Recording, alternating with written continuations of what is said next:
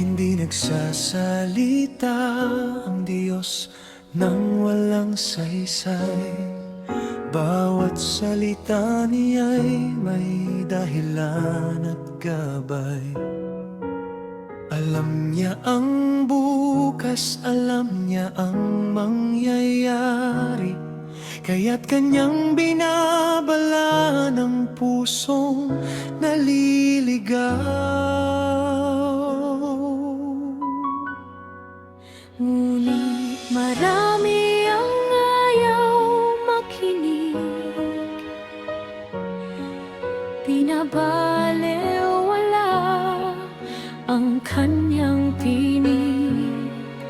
Akala nila'y walang mangyayari, hanggang sa dumating ang araw na sinabi. Hindi nagsasalita ang Diyos nang walang saysay. Ang kanyang babalay para tayo'y iligtas. Huwag mong balewalain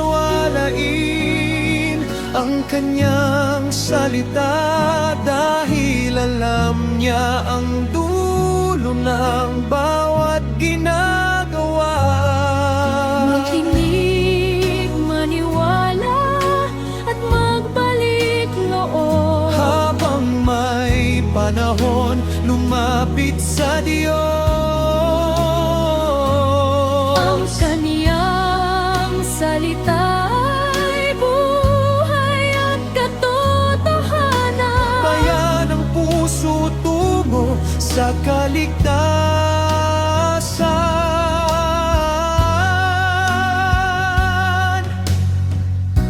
Maraming beses na tayong pinaalalahanan, ngunit puso natin ay ayaw magbago kailanman.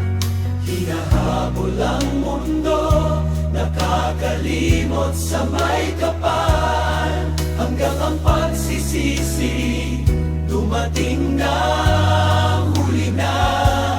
Kung naririnig mo ang tinig ng Diyos,